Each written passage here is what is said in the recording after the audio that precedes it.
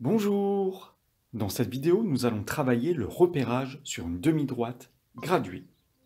Les grands trappeurs Boule et Caroline épient la vie sauvage Non, non, depuis leur nous n'aurons cabane. pas besoin de jumelles. Et non, il n'y aura pas de bêtes sauvages. Génial du Grand Nord. Trop cool. Mais par contre, il va falloir être très précis et bien positionner ses pattes.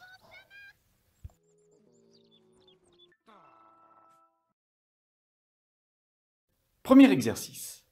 Il s'agit d'observer et de compléter chaque série. Découvrons maintenant la correction. Pour passer de 4,5 à 4,6, nous ajoutons 1/10. Donc, pour trouver les nombres qu'il nous manque, nous allons devoir à chaque fois ajouter également 1/10.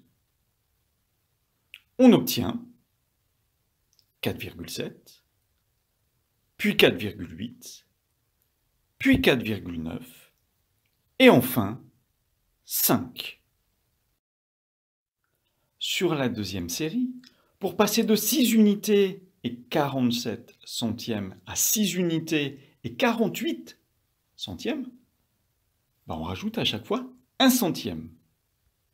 Donc les deux nombres qui suivent pour arriver à trouver leur valeur, on va à chaque fois ajouter 1 centième. Mais pour trouver les deux nombres qui précèdent, nous allons cette fois-ci soustraire 1 centième. On obtient donc 6 et 49 centièmes, 6 et 50 centièmes, et enfin pour les deux valeurs qui précèdent, 6 et 46 centièmes, et pour terminer, 6 et 45 centièmes.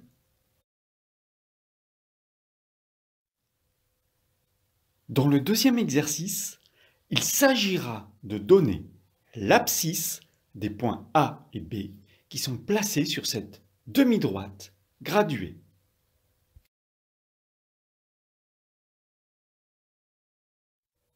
Commençons par nous intéresser à une seule unité.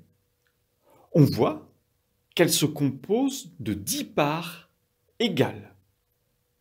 Ce qui veut dire que chacune des parts, et là on retrouve la définition que l'on a vue précédemment, correspond à 1/10, que l'on peut écrire sous une forme fractionnaire ou sous la forme décimale.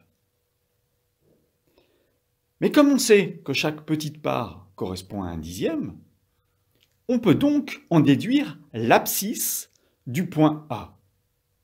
Je me déplace d'une unité complète et je vais rajouter une petite part qui correspond à 1/10. Finalement, on obtient 1,1. Pour le noter, on écrit tout simplement A, entre parenthèses, 1,1.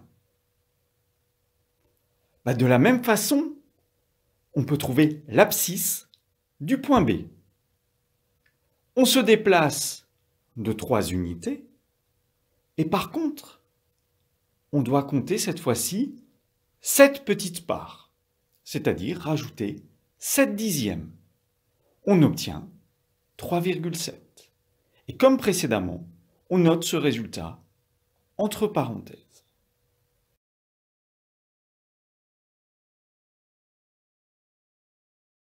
Dans le dernier exercice, il va falloir, cette fois-ci, placer des points sur une demi-droite graduée. C'est l'exercice inverse de celui qu'on a vu précédemment.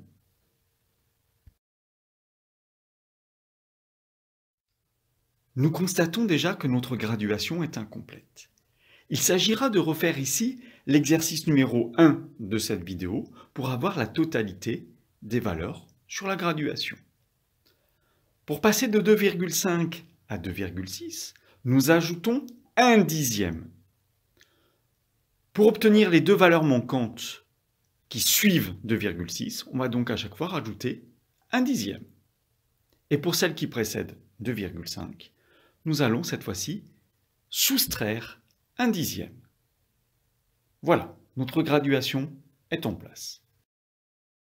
Le premier point que nous allons devoir placer est 2 et 53 centièmes. Nous avons donc deux chiffres après notre virgule. Petit problème, sur notre graduation, nous n'avons qu'un seul chiffre après la virgule. Nous allons donc compléter par des zéros qui vont être tout sauf inutiles pour faire apparaître également les centièmes sur notre graduation. Voilà, c'est fait. Nous allons pouvoir placer maintenant correctement 2 et 53 centièmes. Chaque petite part représente donc 1 centième. Pour positionner notre point A, nous allons donc prendre les deux unités et les 50 centièmes et rajouter 3 centièmes supplémentaires, c'est-à-dire 3 petites parts.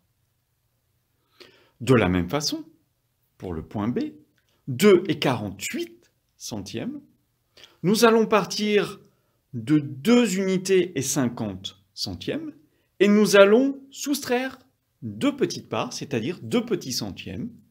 Et voilà, on peut positionner notre point B.